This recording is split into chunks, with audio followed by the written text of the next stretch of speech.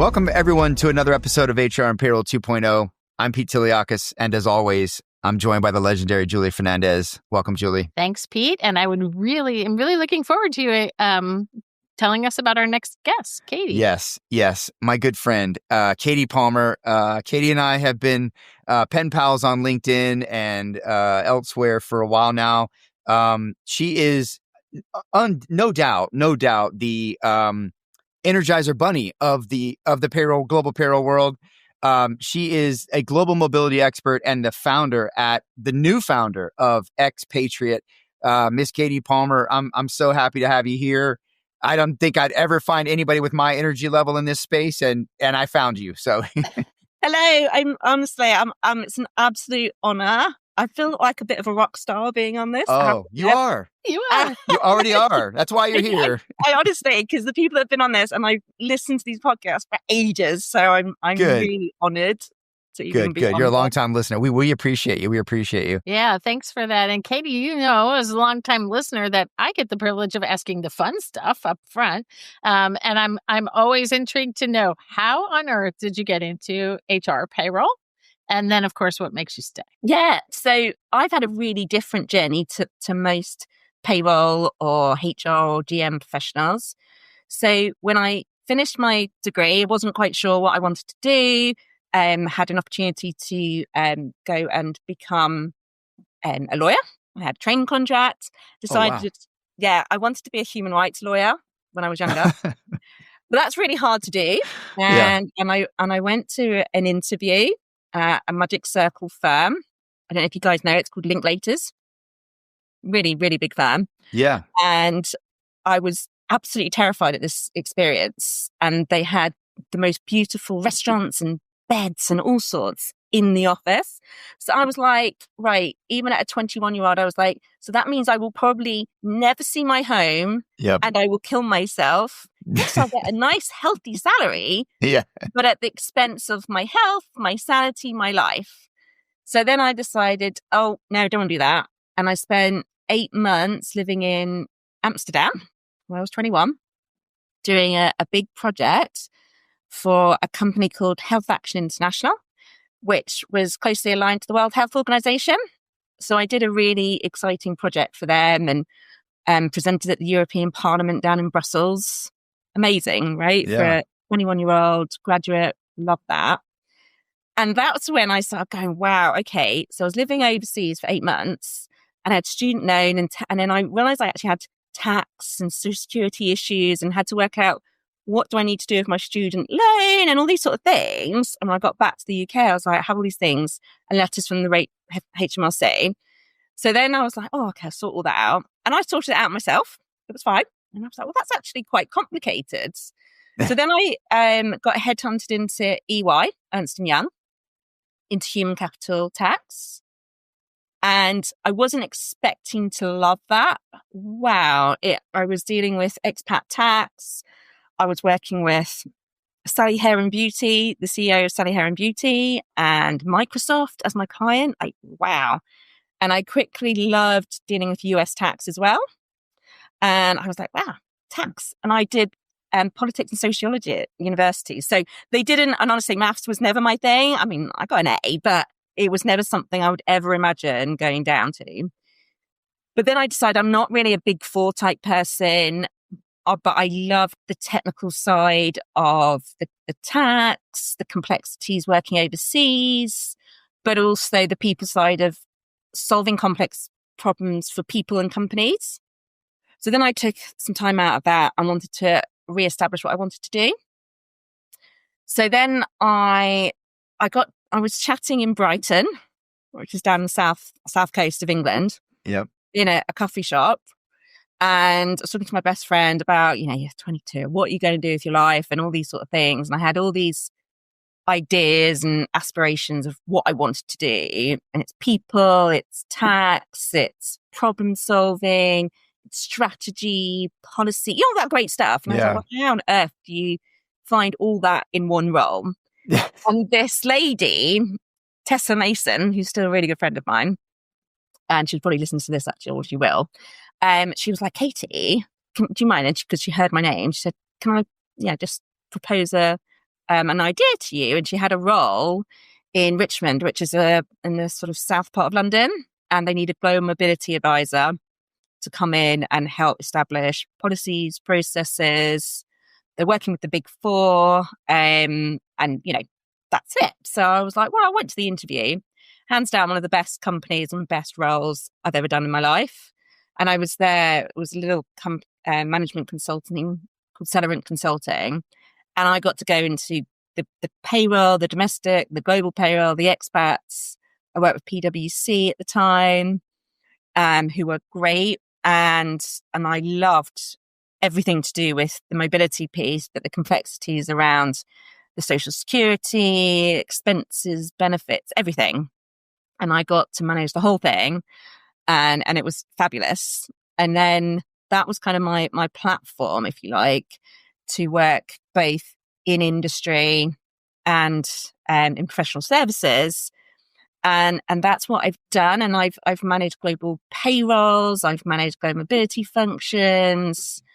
I've worked across the tax teams, the HR, the mobility, finance. So I've learned the challenges and the opportunities to get the best from all those different functions within a business and how complicated that is and how to navigate that landscape. But also I've now shaped my career in the past sort of 4 years to be able to say, right, what do I want to do? Well, ultimately, I want to be my own boss. And I want to create a business that's focused around expat payroll compliance, global payroll, domestic, but helping small companies, startups, scale-ups with the opportunity to establish key knowledge around payroll, HR, employment taxes, and not at the expense of paying astronomical amounts of fees. Yeah. The top firms, because then it's a barrier to being compliant. So it's not that a lot of these companies don't want to, but when they start seeing, well, that's going to be 10 grand, 20 grand. Yeah. And do you know what I mean? And they're starting up and that's their growth money. So then they go, well, I'll go into Google, a bit of Wikipedia, and I'm sure that will be fine. Yeah. That will manage all my compliance. No problems whatsoever. Yeah. And a little Excel spreadsheet to go and manage, your payroll in France or whatever. No problem. Absolutely. No risk. Ask ChatGPT. Yeah. Yeah, absolutely. Because that will tell you everything, right? Brilliant. Yeah. And don't get me wrong, AI, brilliant.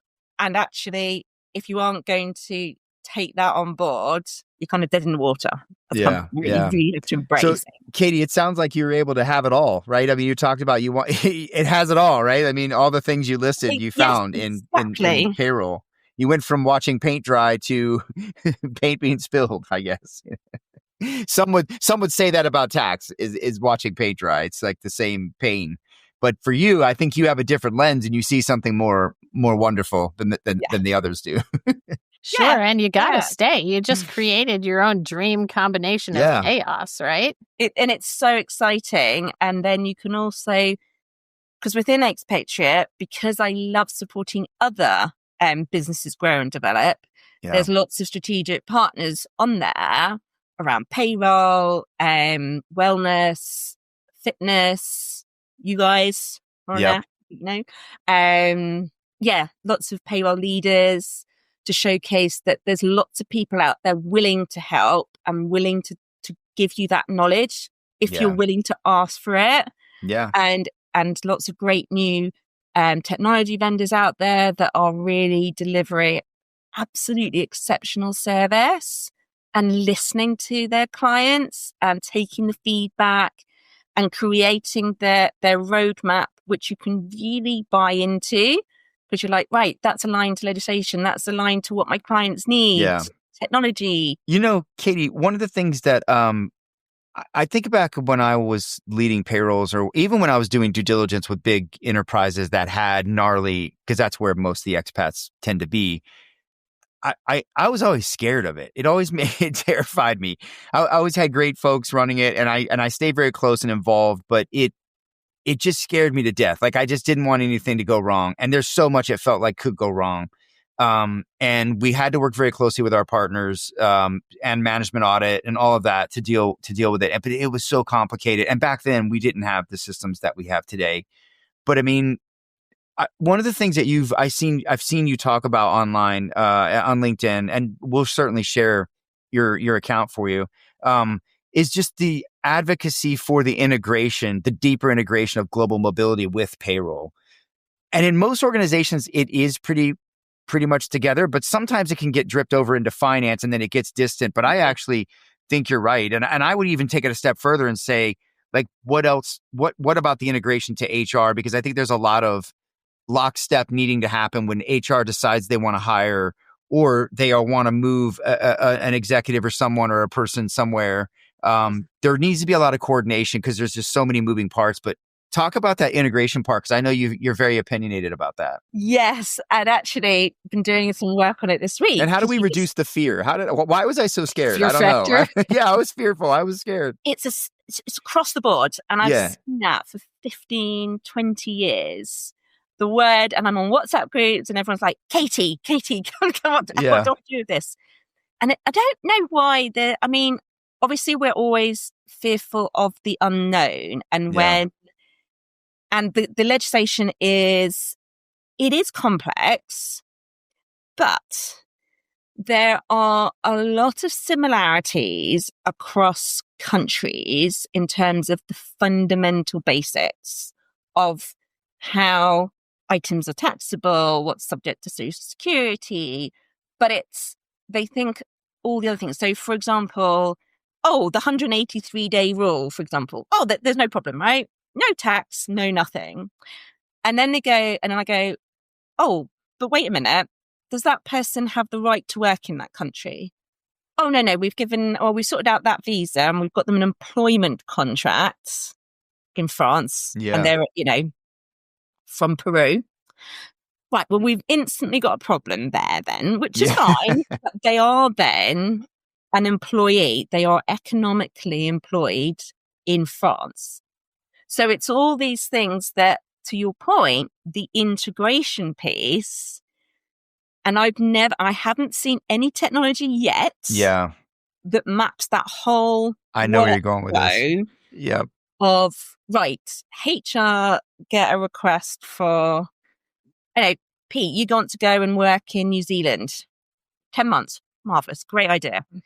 And then you go to your HR advisor and they go, yeah, well, on the surface, don't see a problem with that. Yeah. And you're going to come back to the US and you'll be worldwide tax in the US. So, hunky-dory. Great. And taxable in it's New so simple. Zealand. So simple. And then what happens is they give you the letter and they get from a mobility side and they think, well, we'll say 6 months because there's a tax treaty. Okay. Yeah. So there's no issue, right? There's going to be no tax. So we'll just give you a contract. And then we find, well, it's the visa piece and there's all these things and no one thinks about how to document that workflow. And from a technology perspective, there's nothing going, right, we've made a decision here. What does that lead to over here? What decisions need to be made? What's the risk? Yep. And also, I agree. Companies don't think about, because sometimes you need to have a process within a company that says, okay, you look at it from a traffic light approach, right? You say, well, 30 days in this country, it's okay. We'll say that, that's all green. And then if we're getting into 6 months or plus, that's a red. And, but even companies aren't really doing that because also whose responsibility is it to make these decisions on mobility? Is it HR? Is it tax? Is it finance? Is it talent? Right. And there's all these bum fights that go on. And I see this.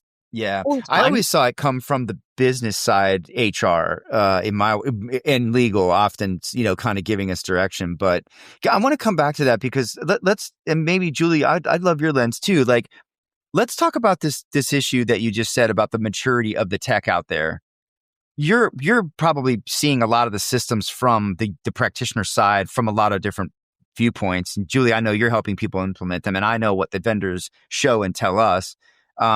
And I do think that the HCMs, at least the larger enterprise HCMs, are particularly getting better at handling the contingents, handling internal and global mobility, and having, in some cases, in various mixed forms, global payroll capability that can then go and do the other parts. But I still feel like when I talk to customers that I still hear that largely shadow payrolls and expat payrolls are being calculated outside the system by something else.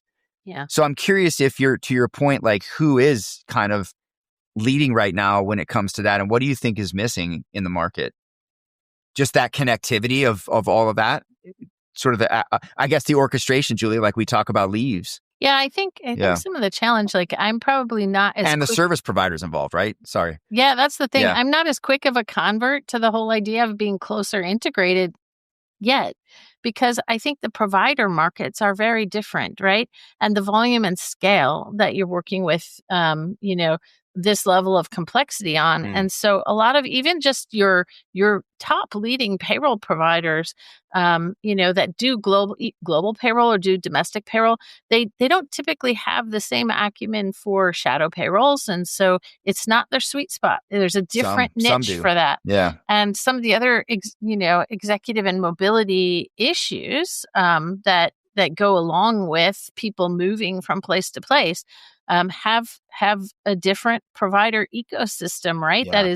That is more cued into the tax challenges and data needs, and even the movement and relocation type stuff. And it does still tend to pertain, even though we've gotten a lot more mobile in the last years, it does still tend to pertain to a small, select volume of employees.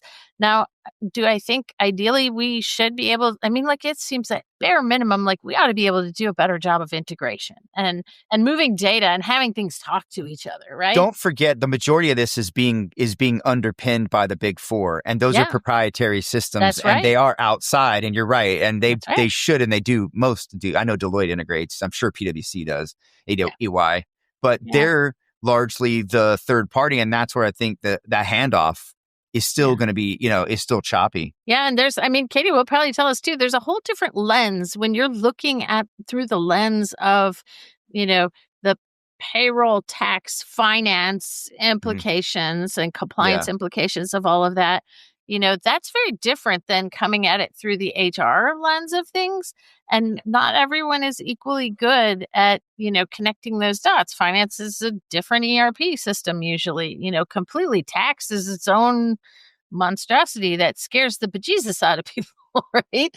And so there are really tightly needed integration across these things. And yet the ecosystem of stakeholders and the technologies that they use is just not wired for it, it seems. And that's probably why it's such a passion for you, right, Catey? And why you just want to unravel it and make it better. Yeah. And the integration's more than systems. I'd love your point of view on that, Catey.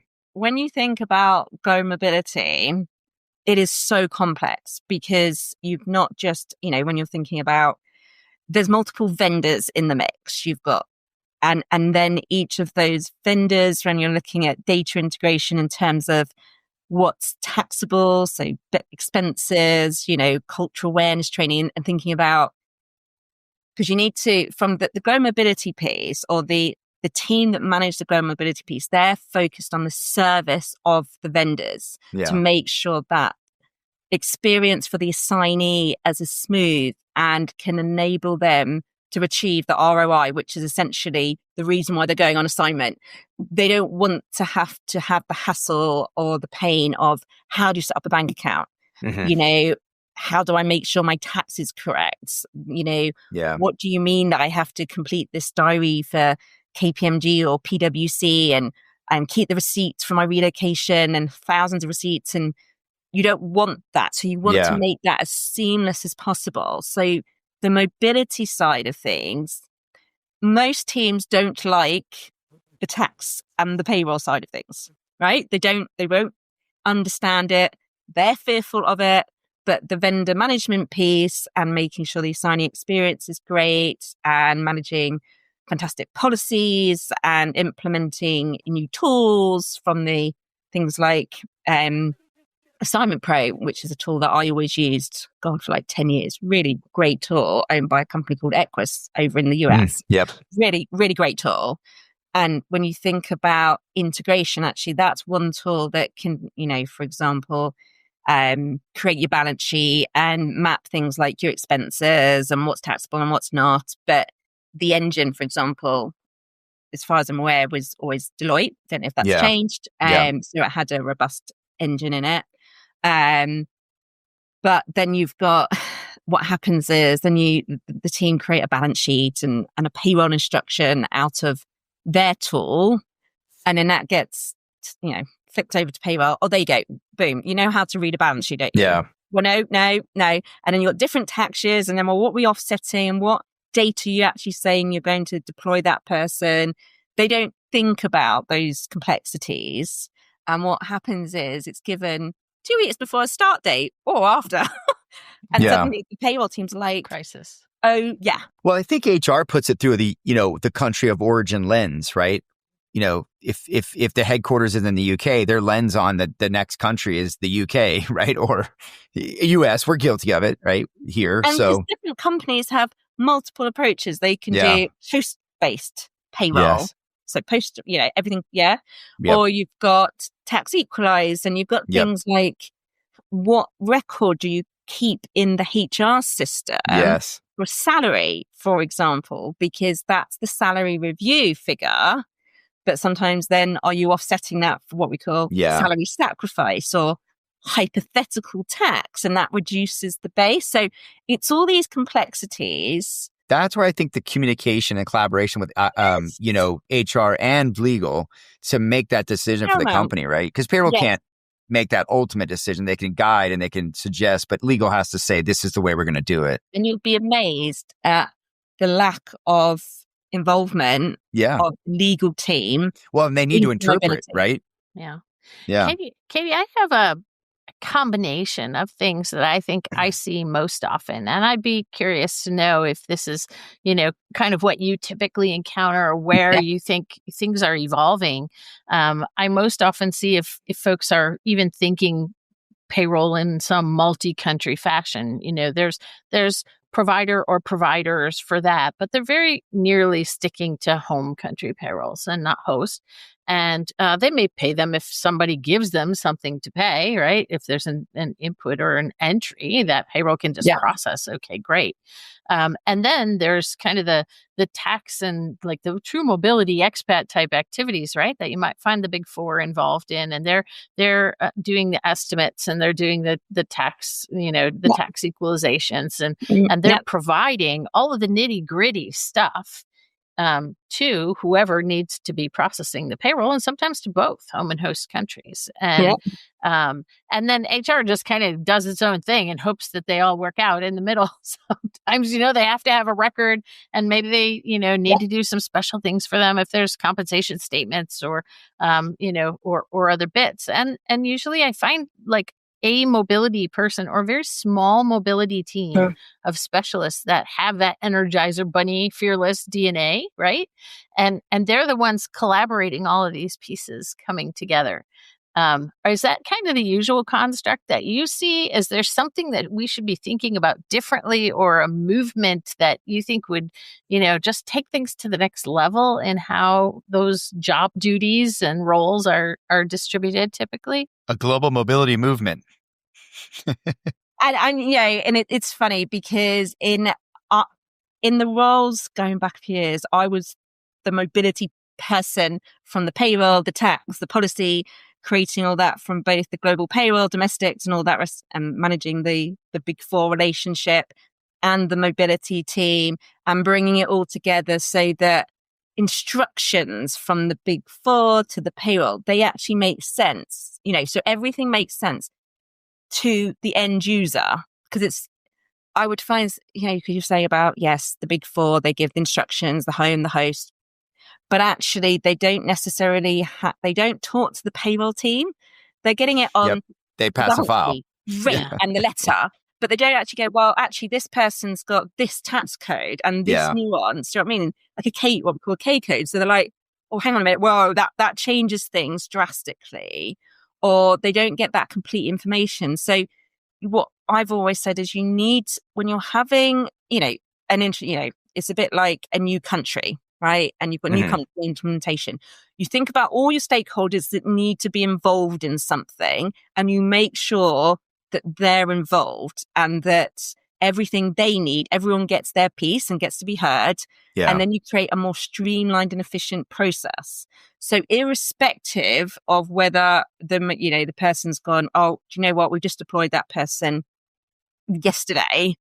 You've already got the procedures and the processes and the relationships in place that can go, right, that's fine. PwC, we need this by, this date, 3 days time. We've got the policies clearly aligned. You understand our payroll engine, what we need, how we need it, the format, the template, all that great stuff. Yep. And now with, can integrate from there.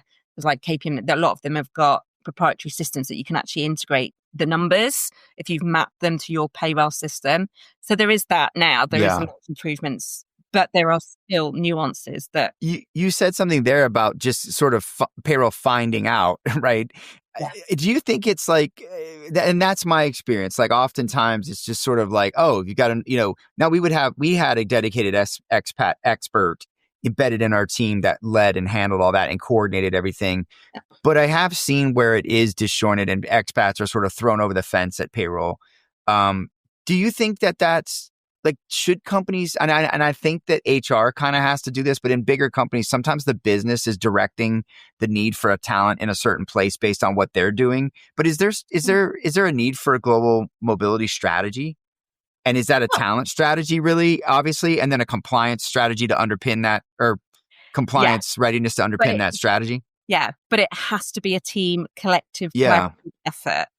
And if you don't involve all those stakeholders and those key teams, then it's going to fail automatically. It's like any project implementation, because payroll is a key stakeholder within the mobility piece. We're talking about risk and compliance, and also, if you want that assignment or cross-border work or whoever to actually have a positive return on investment, because these assignments are expensive, right? Yeah. So you don't want to, excuse my language, but fuck up the because that's catastrophic. Yeah, table stakes.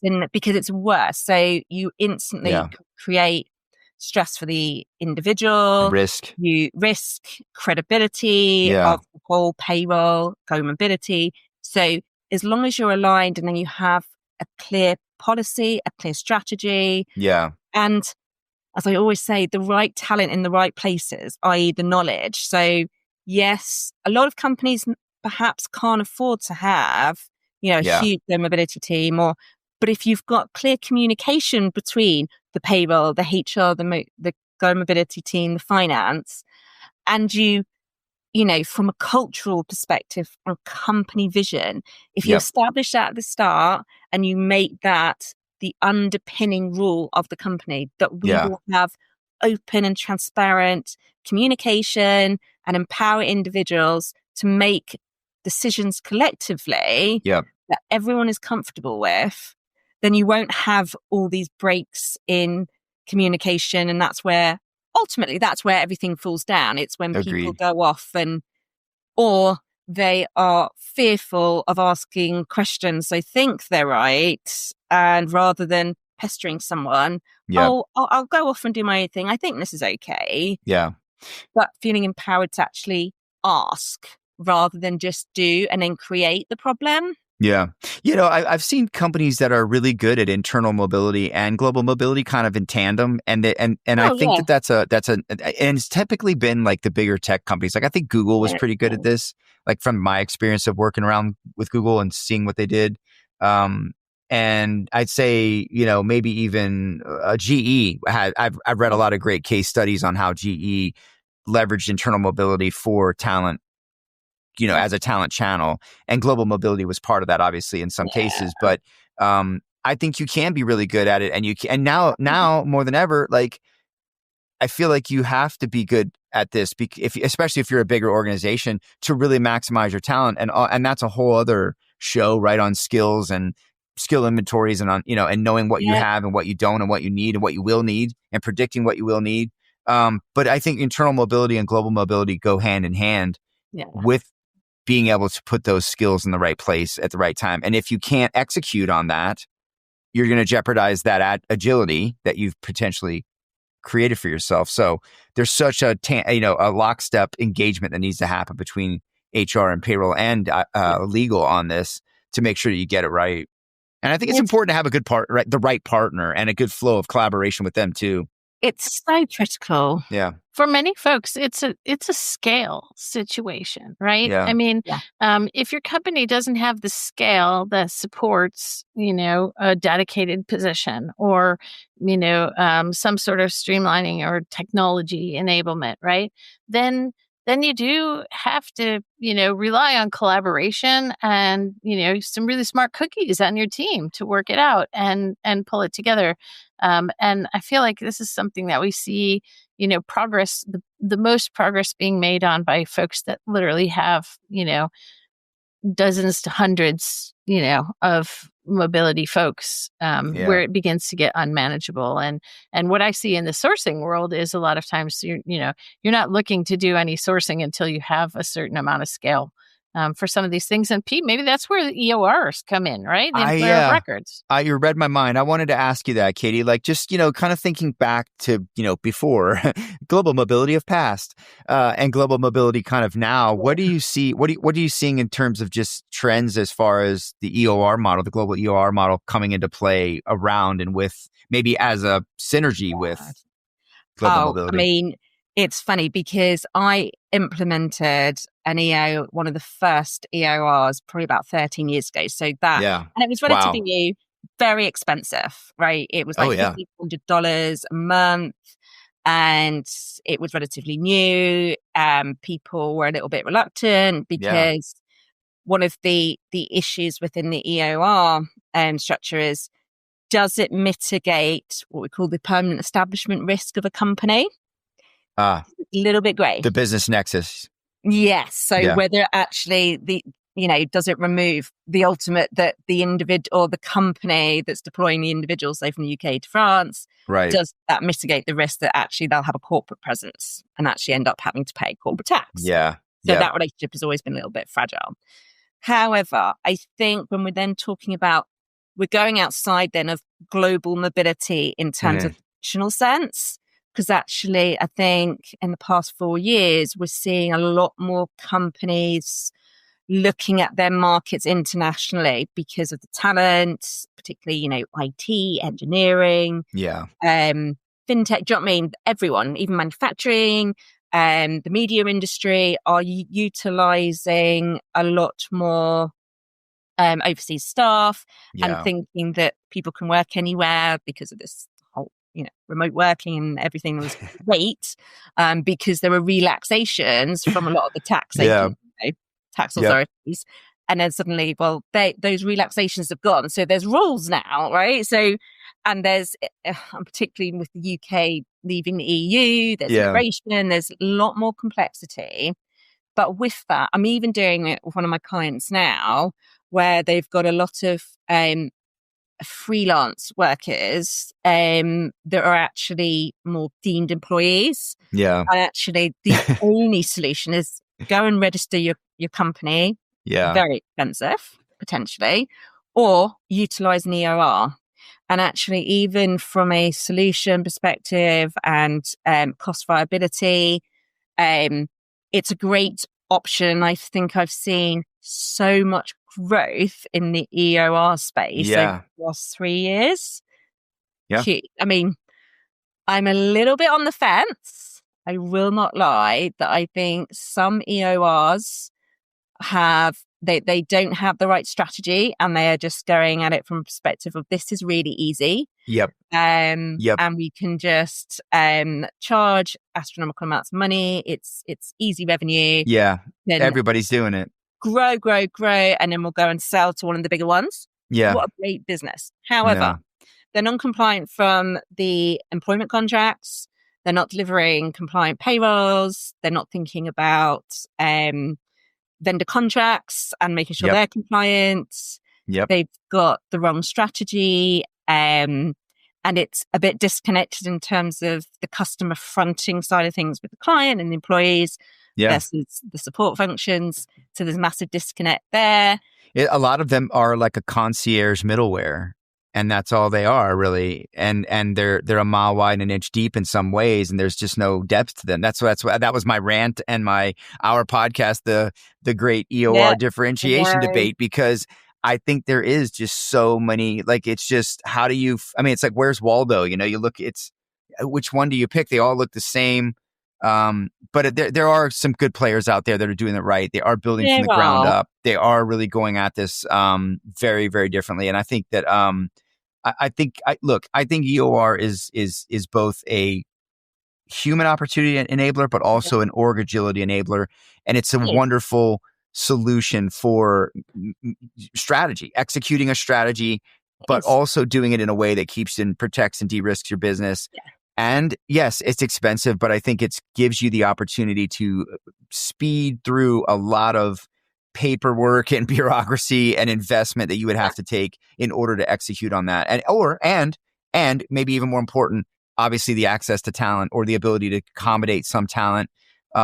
That's priceless right now when everyone's sort of clamoring for the skills that are available. So I think long live EOR. I wish it would get deeper integrated into the business more, I think, maybe, and maybe even more the HCM. I know there's an issue with some of the commingling and that sort of thing, but I love the fact that it is playing well with global mobility. I think it obviously it is two sides of the same coin in a lot of ways, just a different vehicle, I suppose. But they do got to play nice. And I think they got to play also as a talent solution as well. I think they got to play with HR really closely. So all of that is very, very, very timely. But that's an interesting that's coming together. You said about the talent piece, because actually what I see a lot of it, and you think you wouldn't, but when companies identify the need, oh, we've got this great talent and we're going to lose them if we don't operate an EOR, you'd expect the HR people and culture teams to be leading that relationship and that engagement piece, but often it's the tax, the finance, the payroll.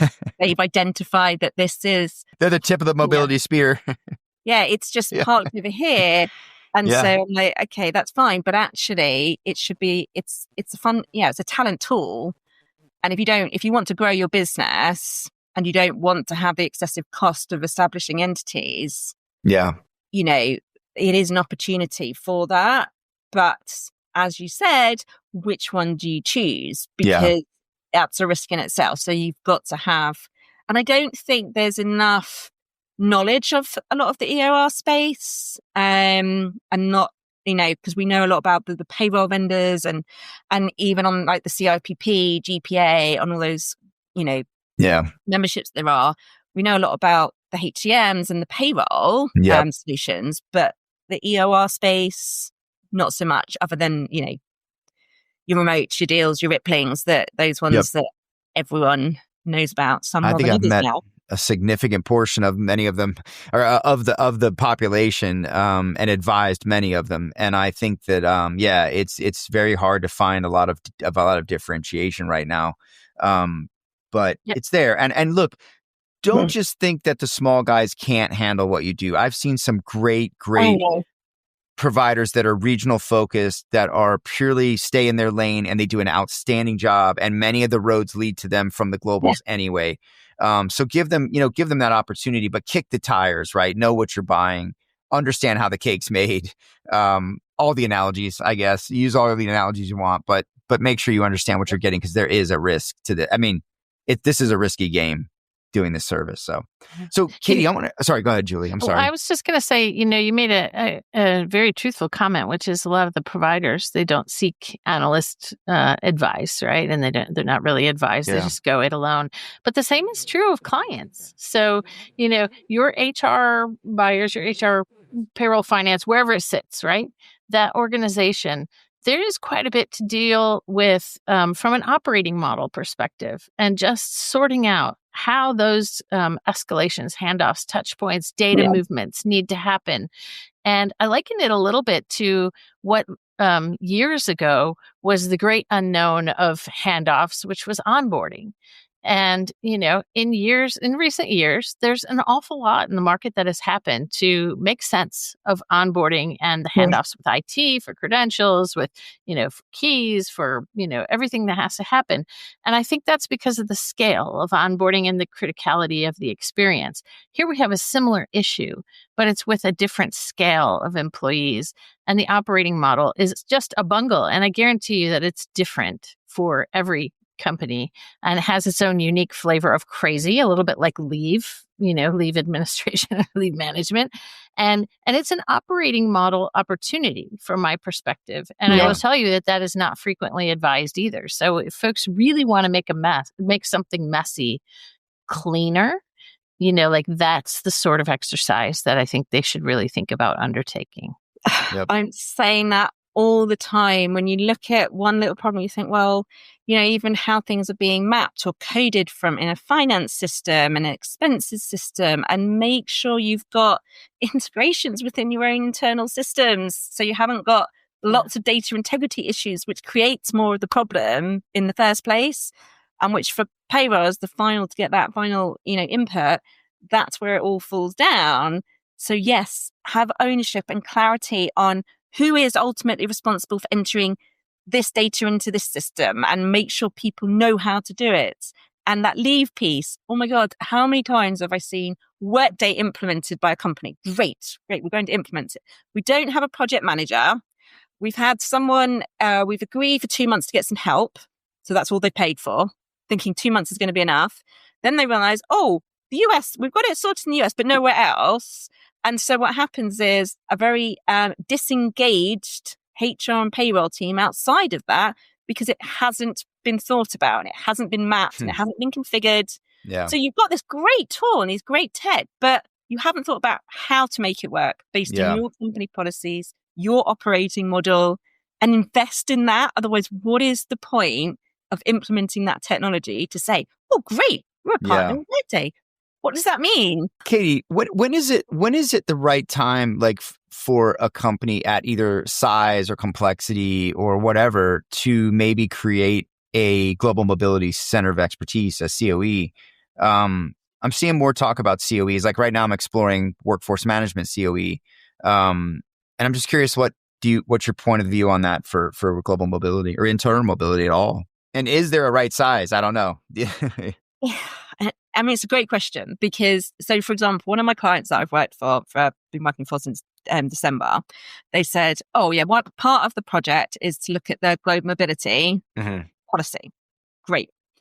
So then I looked at it and I said, well, that's okay. It's not particularly tax efficient and it's not quite aligned to what the company objectives are. And it's not great. But I said, well, what are you trying to achieve with that mobility policy? Who's moving? What's the objective? What does it look like now? What's it looking like going into the future? What are locations? What is your strategy from a talent perspective? What are you offering these opportunities for? And then the HR team and the payers are, I don't really know. We just have it there just in case, we need to deploy someone. And we've had 10 people over the past few years. So I said, we just need you to, align on what's the best compensation. Is it just, so they said, because we just want to give like 30,000 net USD or GBP for everything. Mm-hmm. Well, that's not tax efficient. And actually, is that giving the individual? So then I said, who's owning this? So whose decision is this? And do you want a dedicated resource to own this, to manage this? Do you want to implement a technology to help you achieve this in a more automated fashion? Well, we don't know. So I said, well, what's the point of creating a policy and a set of process documents if you're not aligned on what you want? So I think then what I've said is, said to them, go back and work out what is it that you want to achieve. Yeah, the strategy. Now. Yeah. And in 5 years' time, and then I can tailor what you need, but you can also then work out where this should sit within the organization. Yeah. Should it sit in, you've got a talent team, you've got HR ops, you've got a risk and compliance team. So you've got loads of where it could sit. but how does that work operationally? How does it work from a governance perspective? Have they got time, capacity? Have you got a headcount? What do you want to do? And so I said, go back and look at that. So in answer to your question, I think it depends on the appetite within the organization on how efficient and streamlined do they want to make something? Because ultimately, if you've got quite a lot of people where you're even having remote workers or people going here for 3 months or, that's enough of a business case to wrap your arms around it to say, okay, actually, this is really a risk area for us. Yeah, it warrants investment. Yeah. It does. Yeah. And but that's what I'm saying about people then having those relationships across the board to go, guys, we've seen this trend, we've seen these issues come up. Let's go up the chain to actually say we've seen this, because what I'm seeing across the board is, I was seeing with my client at the moment, I go, oh, so you've got all these people, oh yeah, we've just said they can go to Sweden and stay there for 6 months because their aunt's, or, sick or something. I was like, okay. And I'm going through these conversations and asking, and then, oh yeah, there's another 10 of these. So I say, right. So then you go and speak to the CFO and the COO. Are you aware? Don't know what you're talking about, Catey. Like, this is news to me. And so what I'm saying is there isn't that communication going on. Yeah. And there isn't enough of the C-suite asking the right questions or creating the right culture that empowers people to go, I'm going to raise this without fear of me being seen as a problem maker. Having, adverse consequence on your employment potentially. Yeah. But that comes from the culture and the strategy of the business. Yeah. Sounds a bit like my payroll profession competence index, right? Relationships, communication, alignment with the strategy. I think this is the same thing. And I think you got to have this weaved into the talent model and the talent strategy and the compliance element of this. So, yeah. So, Catey, sorry, Julie, got anything? No. I think you're just about to ask Catey some of our closing items. I want to ask some prognosticating questions. I want to ask, I always ask, what's next? Like, what are we going to be talking about with global mobility in 2030, 2035, whatever, 2040? AI's here. Like, what do you think? What's in store for us in the future? I think one of the changes that will make a massive impact is around the use of AI within immigration and doing those assessments, because at the moment that takes sometimes 6 months to get a visa through. That needs to in the US, for example, oh my God, what a nightmare. Oh, right now, nightmare. But we'll see what happens, because there's probably going to be no workers in any of those, the IRS or anywhere else. He's going. I know, man. I tried to just get a control number on the document from when my grandfather entered America in the 40s, and it took me 14 months to get that, just to get the control number to get them to respond to the control number. It was crazy, and it was supposed to have been like an 11-month wait, so it was much longer, and that was 3 years ago now. So I can't imagine what it might be today. So that. And funnily enough, one of my friends has just sort of created a new sort of technology app, which is going live. And so that is really speeding things up. And it's being able to, extract information from things like HR databases into those tools. But even things like policies and letters with AI, we can just improve the speed of that. I think, from a payroll perspective. And the knowledge, right? The knowledge. Look, we showed GPGIA, right? It's like having a lawyer right at your fingertips. It really is cool. And you can ask it and get the data right back to you to tell you how to make a great decision, a good, solid, data-driven decision about your mobility question. So it's, by the way, it's still complimentary if people want to check that out. GPGIA. They baited that, or they showed that over at Unleash this week as well. But that's the type of thing I think is really powerful for AI to do for this part of the world. Yeah. I think we're going to see the continued need for, or people having the desire to work remotely wherever they want, or having that flexibility. So I think the technology and even what I'd love to see is, tax treaties evolving with that, and maybe having some more flexibility and relaxations around certain things to keep up with this new type of working. So it's not necessarily triggering tax liabilities. Yeah. I mean, everyone wants their chunk of money, right? Oh, yeah. No matter where you go. And we get that. But if we want to encourage this flow of talent and communication and knowledge globally, I think there has to be some evolution from the tax treaties perspective. Yeah. And just simplifying things. Like, I get it all the time. Like, someone's coming, you've got a company that's hired a non-resident worker in the UK. How do I pay them? Like, that's a key question that comes to me every week from someone. What do I do? And then he goes, no, because you've never been resident. Like, we don't need to make it so complicated.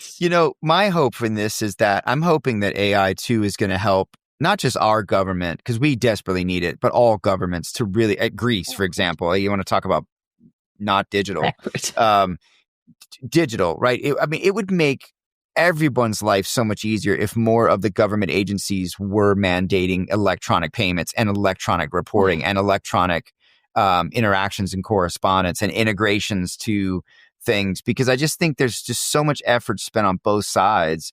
Yeah. And that's a big lift sometimes for the payroll teams, especially when you have gnarly global mobility or just inquiries and just the stuff that comes with more entities poking around your business. And so that could be a lot easier if everybody was handshaking with the same digital maturity, I think. And I think we're a long way off. I think we are we're a long way off. In America, we are a long way off. You want to kind of like take a gun and blow your head off because it's absolutely nuts. I'm trying to sort out my VAT tax return because the HMRC decided to do something wrong, and to try and fix it, I have to spend so much time. They're like, oh yeah, it's a mistake. Yeah. But for me, that's what I'm saying. The HMRC and all these I'm literally spending weeks and weeks of my time, and everything. And companies are doing that. Yeah. What an inefficient use of time. Just time. a waste. Yeah. When we say to empower payroll and get people, to say their voice and hear their voice and do all these things, well, we've got to get away from, even the fact that I've got all these pieces of paper sent to me in the printed. post. Yeah. Oh, mailed. Yeah. Like that's, yes. It's absolutely ludicrous that we're still going through this with the amount of technology growth and AI at our fingertips. I know. It's exciting to change, and I think it will. But I think tax authorities, they just need to have that. They also need to have the integration globally. Yeah. So it's not so long to wait for tax returns and foreign tax credits. Yeah. You'd think they would want to do it just to speed the money up, but exactly. Cash flow. You want the cash to get it in. Yeah. Catey, look, this has been so fantastic. I really appreciate it. You answered so many cool questions for me, and I think this is a fascinating world that is going to become every company problem eventually. At least those that can hire beyond their, borders of their where they live. I think this is going to be a thing that you're going to have to deal with on some scale, whether that's EOR, whether that's large scale global mobility, whether that's long tail payroll. And I think the complexity of all that is very, very, very, very serious. You can't underestimate it. So, man, I'm glad that people like you lean into it, because it's terrifying to me. And I always appreciated the folks that do that. And, Catey, congratulations on ExPaytriate. I know you're going to do well. You're such a brilliant mind, and you've got, who wouldn't want to talk to you with all your energy? I love it to death. Where can folks get connected with you, and we'll share those links for you? Honestly, it's been such a joy talking to you both, honestly. Yeah, we appreciate it. I feel energized from this.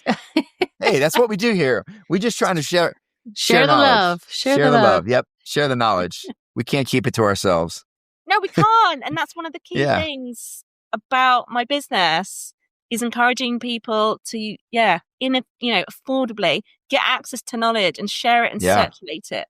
I love it. Be empowered yourself to be the expert you want to be. So how do folks get in touch with you? Give us your links. Tell us your links. So the website address is www.expatriate, which is expaytriate.co.uk. Nice. Honestly, I'm so proud, and I've created this myself. I love it. I've seen it. It's so exciting. It is. Congratulations. And LinkedIn, I know you're on LinkedIn. Anywhere else we could get you? I'm a big fit. I'm on my Instagram. I'm on TikTok. I'm on everything, honestly. Perfect. Give me your links. I want you to shoot me the links offline and I'll share them in the description. Make sure everybody gets a hold of you. I will. Yeah. Well, look, Catey, thank you so very much. And thank you to everyone for joining us as usual. And we will be back very, very soon after we get done with lots of trips, lots of events. We're going to have some news and we'll, keep you guys posted.